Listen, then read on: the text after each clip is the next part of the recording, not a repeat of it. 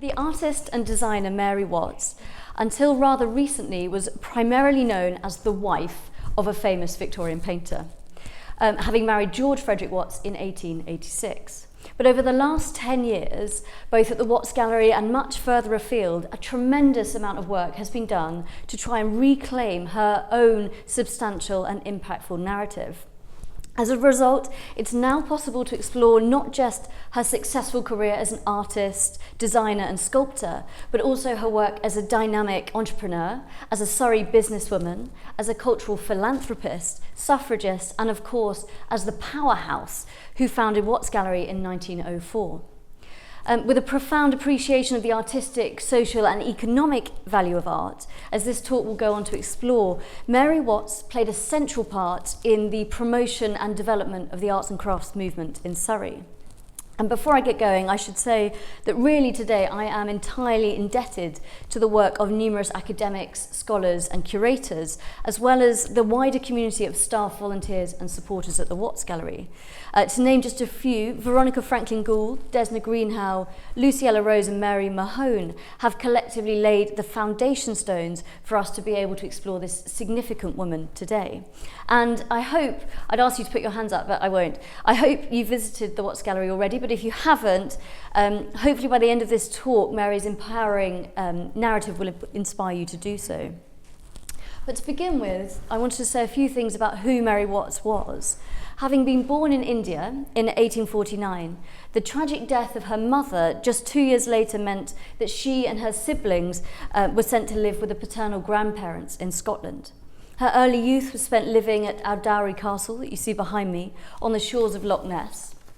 And this early Scottish upbringing would have a profound impact upon Mary's subsequent life.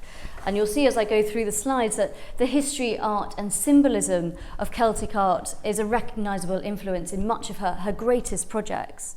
And in fact, she goes on to reference Celtic art, describing it, she says, there's no decorative art so well suited for telling its story. At the Watts Gallery, we are fortunate enough to hold the earliest known example of her creative work. This is an illustrated photo album in which family photographs and celebrity carte de visites are illustrated with this delicate and often rather witty watercolour designs. And this was created when Mary was between the ages of about 15 and 18. So while it's common for young women in the late Victorian era, especially if they're from a wealthy background, to sort of collect and create albums such as this particularly decorative and rather playful example indicates her emerging artistic talents.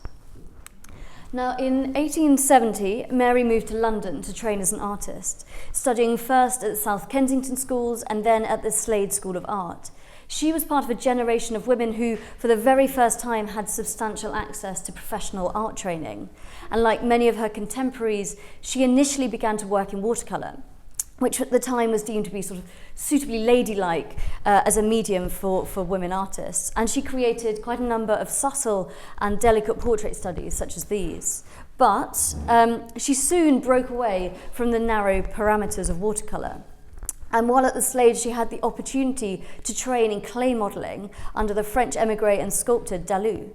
In working with clay, Mary was really challenging the notions of appropriate female art forms. If any of you have had a go at working with clay, you will know what I mean. It's hard, it's physical, you really have to get your hands dirty. So in doing this, she was really challenging the perception of what a ladylike creative behaviour. Now, this introduction to clay modelling was a major catalyst for Mary's artistic development.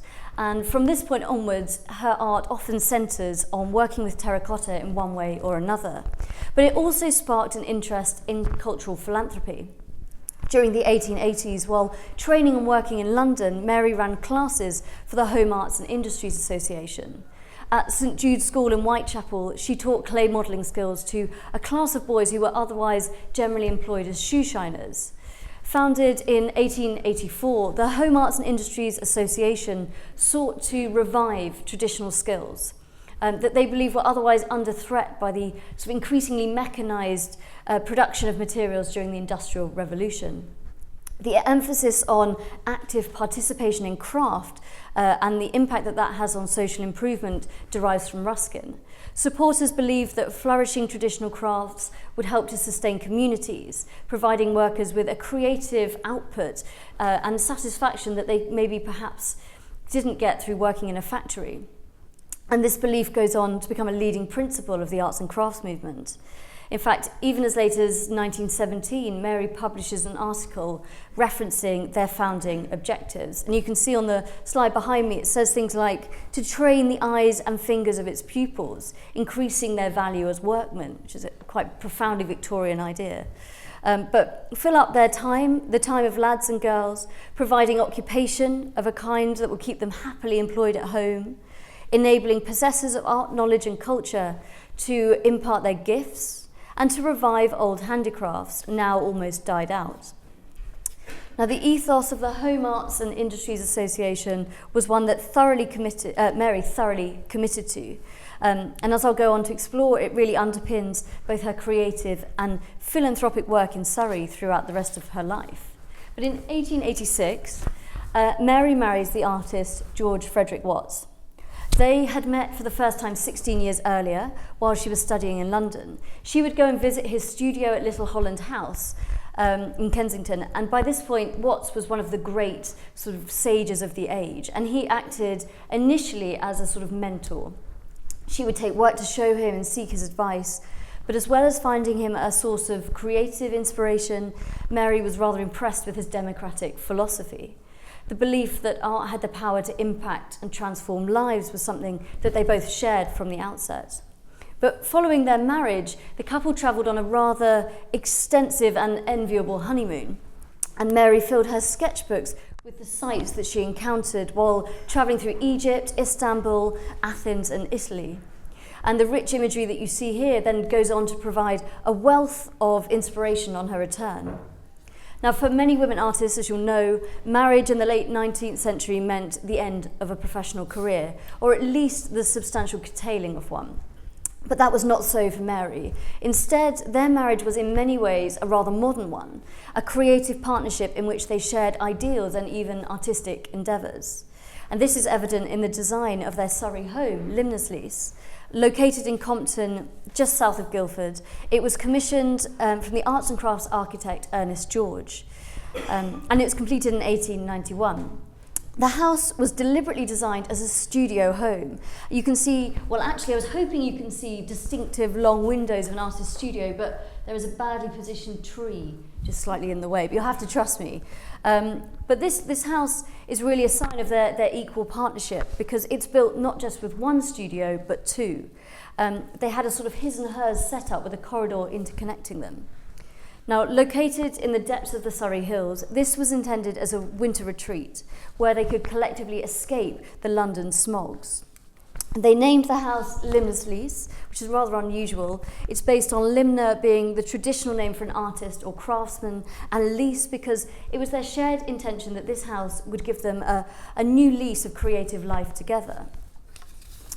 Now, for G.F. Watts, who by this point was in his mid-70s, this was a place where he could work uninterrupted and he could rest during bouts of illness. But for Mary, her creative activity couldn't be contained by the parameters of her designated studio.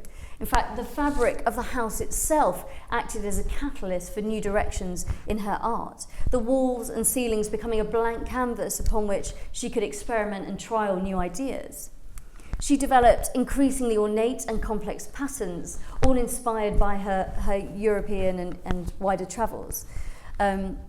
And this is perhaps best shown by this rather spectacular reading niche, which is unfortunately no longer in situ.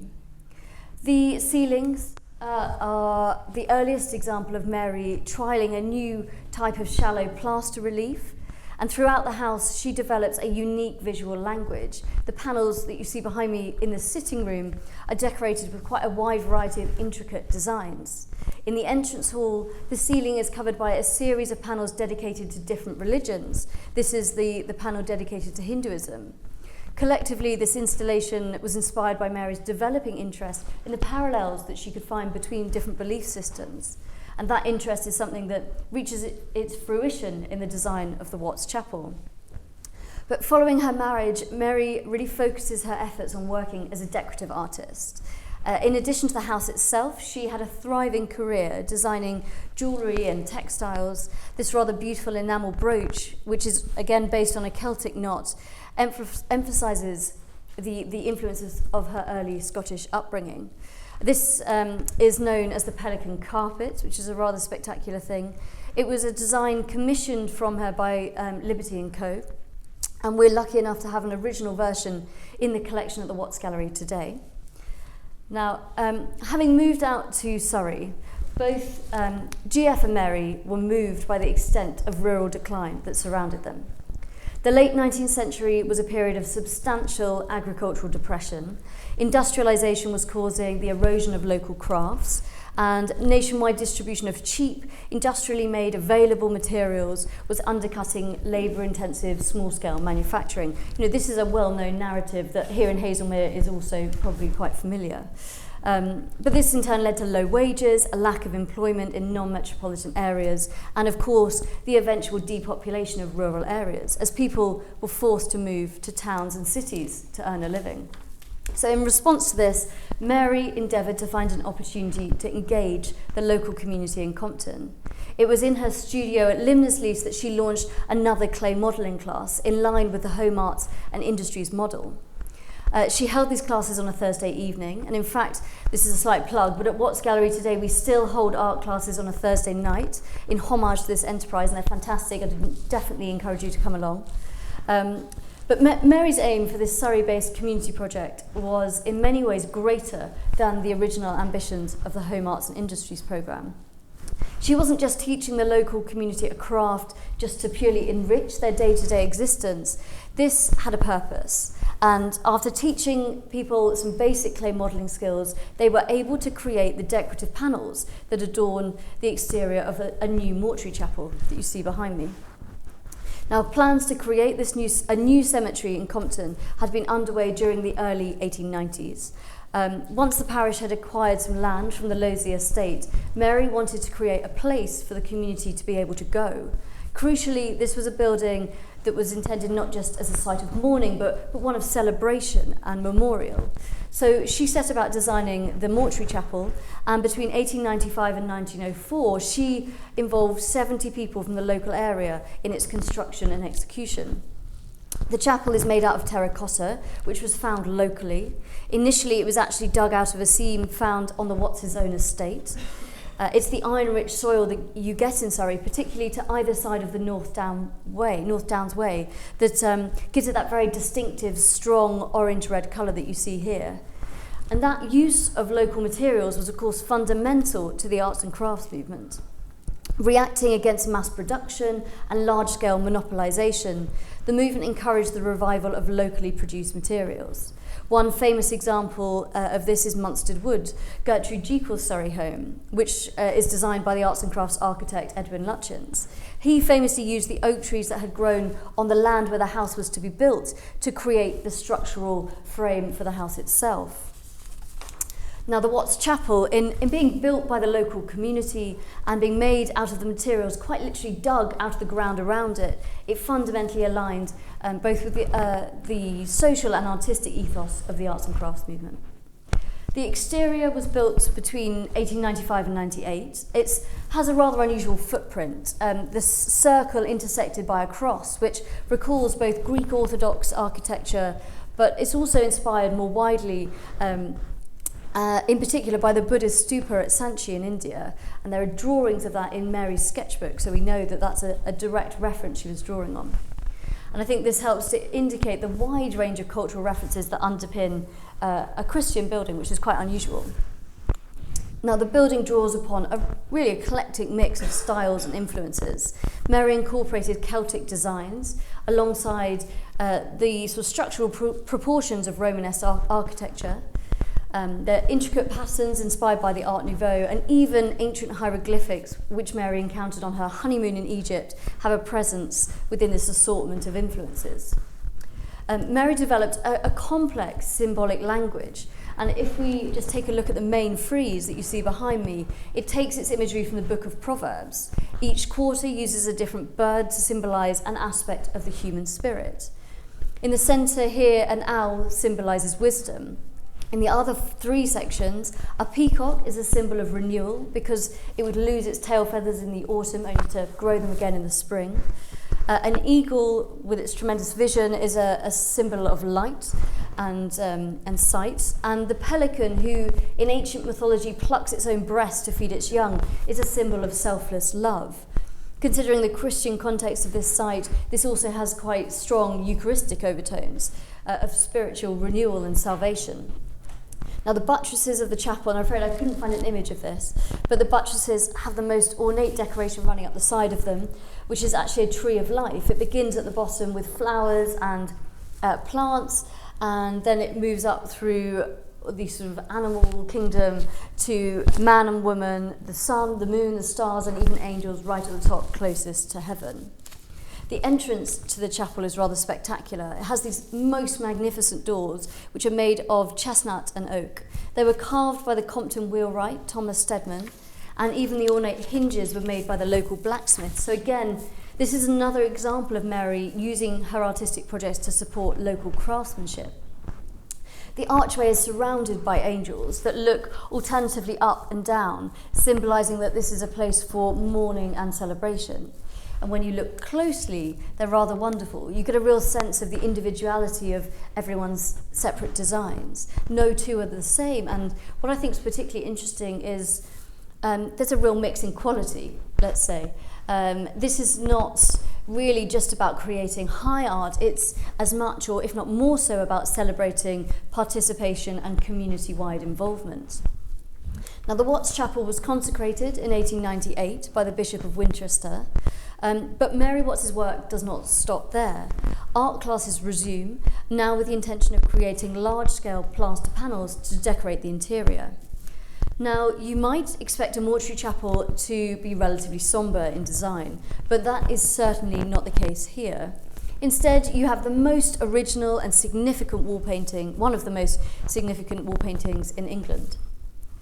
Now, in order to create the ornate plastered decoration, wooden frames were made to fit against the interior walls. They were covered with chicken wire and hemp, and then subsequently covered with thin layers of gesso, which is a sort of fibrousy plaster mix mixed with rabbit skin glue. This is all starting to sound a little bit Blue Peter. But the decoration was built up using lots of layers of this, and then to create that low relief, she used hatting felt and bits of rope and all sorts of other materials to create that slightly three-dimensional effect. They were then covered with these vivid colours and then decorated further with metal leaf. And the finished interior is just the most phenomenal and richly coloured meeting of heaven and earth. The walls and the vaults of the dome are lined with angels. There we go. The highest order of angels, the seraphim, are positioned at the top, dressed in their traditional red gowns. Their hands make two different gestures, blessings from both the Greek and Latin church. And then underneath you have another tier of winged messengers who hold these orbs, which you can just about see here, that have binaries that sort of define the human condition. Light and dark, good and evil, ebb and flow, rest and labour.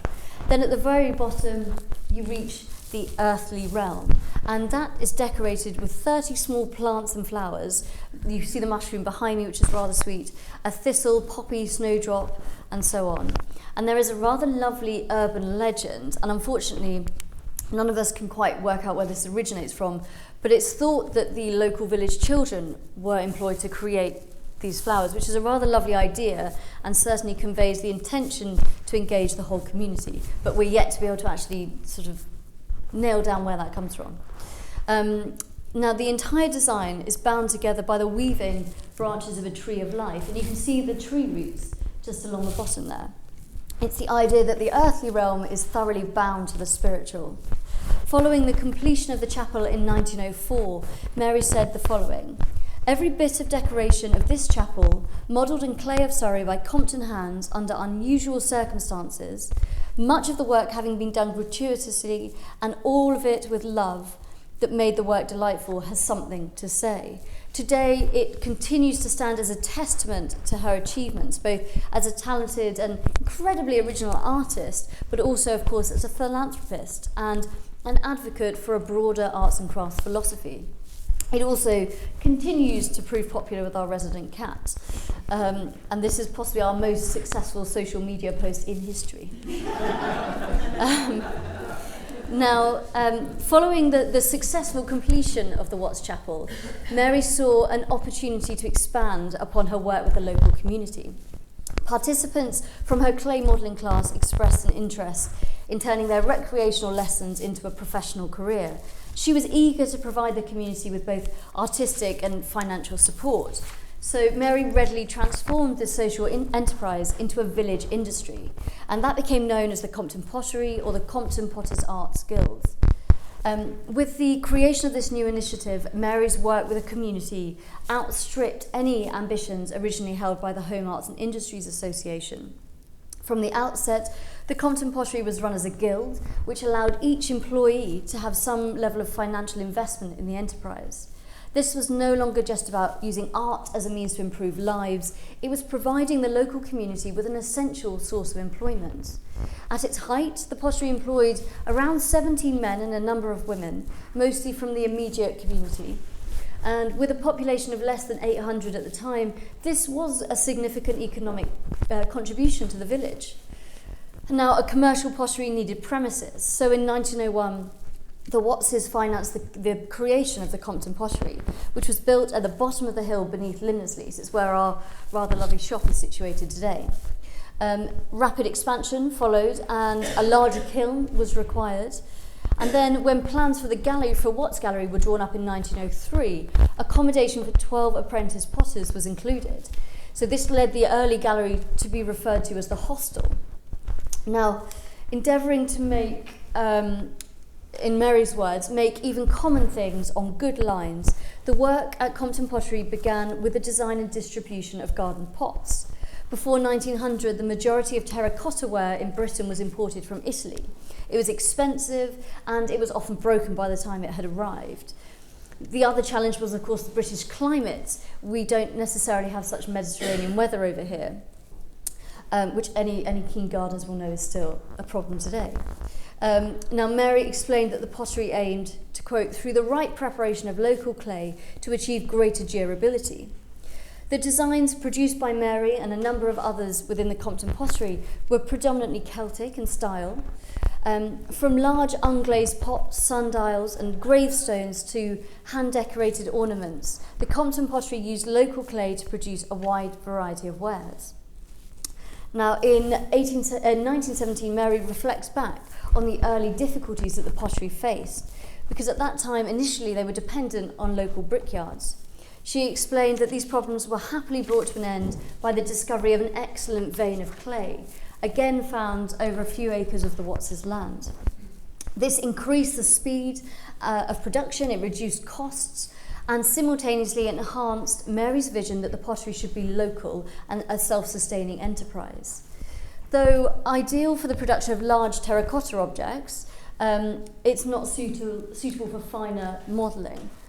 So they did need to bring in a white clay from Dorset for the smaller decorative ware that you see behind me. The Compton Pottery became famed for making all sorts of vases, bookends, wall plaques, models of saints and other such ornaments.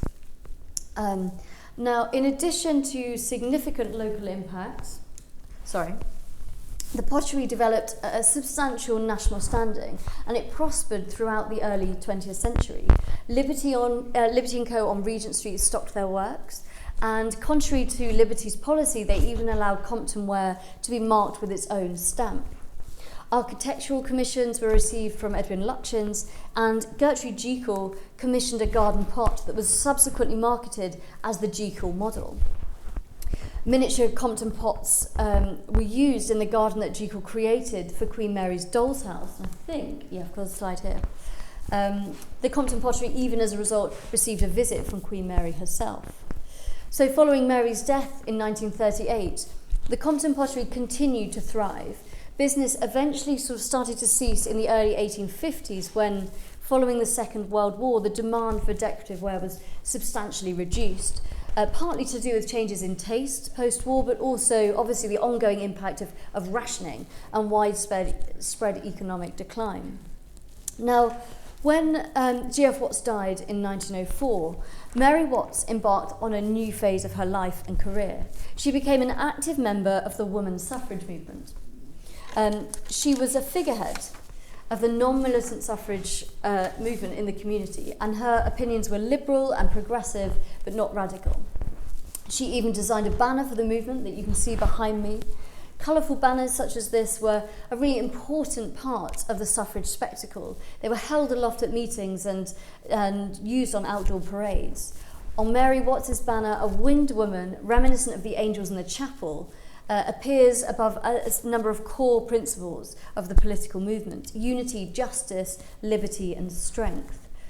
It was designed around the time that Mary was appointed honorary president for the Women's Guild of Arts in 1907. Mary Watts became president of the Godalming Women's Suffrage Society, which became affiliated with the National Union of Women's Suffrage Societies in 1909. And she developed close friendships with a number of women's rights campaigners and suffrage supporters, including, of course, Gertrude Jekyll, but also George Meredith and Josephine Butler. In 1909, she became president of the Godalming branch, and she attended high-profile suffrage meetings. She even held them at Limnesleys, where she gave an impassioned speech on the importance of votes for women. Now, the national press named her as a prominent participant in suffrage marches and demonstrations, including the Great Suffrage Pilgrimage of 1913, which travelled from Surrey to London. In that same year, she offered G.F. Watts's allegorical painting of Faith to be reproduced on the cover of a main suffrage newspaper, The Common Cause. Now, to conclude, I just want to say a few words, really, about the ongoing significance of Mary Watts's legacy at the Artists' Village today. Because in many ways, I think, this simple yet iconic terracotta Compton pot represents the culmination of Mary Watts's achievements, creatively, commercially, and as a collaborator with the local community. It's, of course, made from the clay found in the local area, if not on-site at Watts Gallery itself. It was modelled by local people, and it was sold to support the community, gaining national recognition in the process. The values that this pot represents are essential to the ongoing relevance of our site and our collections at the Artists' Village today. Just as Mary invited the people of Compton in to learn basic art modelling skills, our Art for All outreach programme at Watts Gallery provides local charities, schools, prisons and community groups with the opportunity to create and exhibit their own art. And with her creative and enterprising spirit and that unfaltering belief in the transformative power of the arts, Mary Watts is still very much at the heart of everything we do at the Watts Gallery Artists' Village today. Thank you very much. And if I can encourage you to come and visit the Artists' Village, it really does look like it does in the photo at the moment. It's rather lovely. So, no, thank you and enjoy the rest of the festival. Well, thank you so much.